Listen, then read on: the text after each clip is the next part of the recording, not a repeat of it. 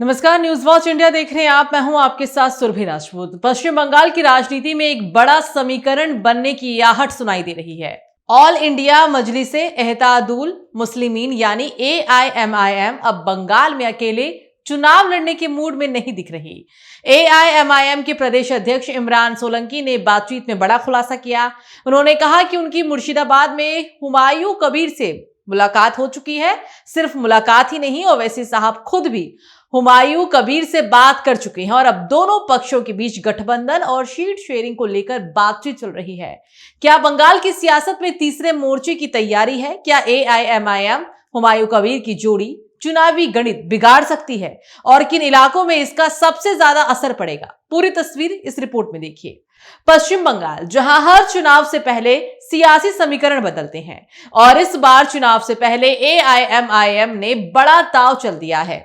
AIMIM के प्रदेश अध्यक्ष इमरान सोलंकी ने कहा कि उनकी मुर्शिदाबाद में हुमायूं कबीर से मुलाकात हो चुकी है। इमरान सोलंकी का बयान, मेरी हुमायूं कबीर से मुलाकात हुई, ओवैसी साहब ने भी उनसे बातचीत की, हम मिलकर गठबंधन बनाएंगे और सीट शेयर करेंगे। इमरान सोलंकी का यह बयान बंगाल की राजनीति में हलचल मचा रहा है, क्योंकि हुमायूं कबीर मुर्शिदाबाद इलाके में एक मजबूत स्थानीय चेहरा माने जाते हैं और AIM लंबे समय से बंगाल के मुस्लिम बहुल इलाकों में अपना आधार मजबूत करने की कोशिश कर रही है। कौन है हुमायूं कबीर? सबसे पहले आप ये जानिए। हुमायूं कबीर मुर्शिदाबाद की राजनीति में जमीनी पकड़ रखने वाले नेता हैं। उनका प्रभाव ग्रामीण और अल्पसंख्यक इलाकों में माना जाता है। यही वजह है कि AIMIM उन्हें अपने साथ लाकर चुनावी गणित साधना चाहती है। इस पूरे समीकरण में AIMIM प्रमुख असदुद्दीन ओवैसी की भूमिका अहम है। इमरान सोलंकी के मुताबिक ओवैसी साहब खुद हुमायूं कबीर से बात कर चुके हैं। ये साफ संकेत है कि बातचीत केवल प्रदेश स्तर पर नहीं बल्कि राष्ट्र नेतृत्व की सहमति से चल रही है।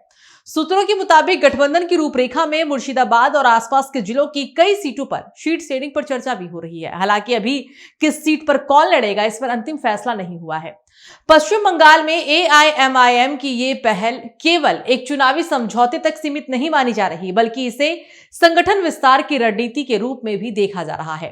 पार्टी लंबे समय से राज्य में अस्थायी राजनीतिक आधार बनाने की कोशिश में जुटी है, लेकिन अब उसे स्थानीय नेतृत्व की कमी महसूस होती दिख रही है।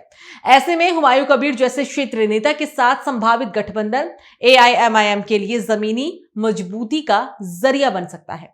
राजनीतिक जानकारों का मानना है कि मुर्शिदाबाद और आसपास के जिलों में मुस्लिम मतदाताओं की निर्णायक भूमिका रहती है। यहां चुनावी मुकाबला अक्सर तृणमूल कांग्रेस और कांग्रेस के बीच सीमित रहता है और अगर AIMIM इस समीकरण में मजबूती से प्रवेश करती है तो वोटों का बंटवारा तय माना जा रहा है। यही वजह है कि अन्य दल इस संभावित गठबंधन को लेकर सतर्क हो गए हैं।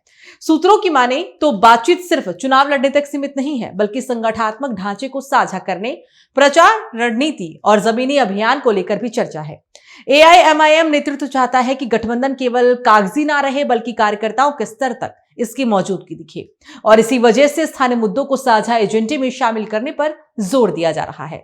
इसी बीच हुमायूं कबीर के समर्थकों के बीच भी इस संभावित गठबंधन को लेकर उत्सुकता देखी जा रही है। उनका मानना है कि राष्ट्र स्तर पर पहचान रखने वाली पार्टी के साथ चुनाव से क्षेत्रीय मुद्दों को बड़े मंच तक पहुंचाया जा सकेगा।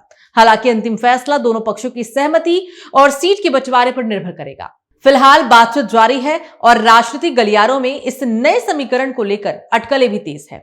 आने वाले दिनों में यह साफ होगा कि यह संवाद सिर्फ संभावनाओं तक सीमित रहता है या वास्तव में चुनावी गठबंधन का रूप ले लेता है। अगर AIMIM और हुमायूं कबीर का साथ आते हैं तो इसका सीधा असर तृणमूल कांग्रेस और कांग्रेस दोनों के वोट बैंक पर पड़ सकता है। बीजेपी भी इस समीकरण को गंभीरता से देख रही है।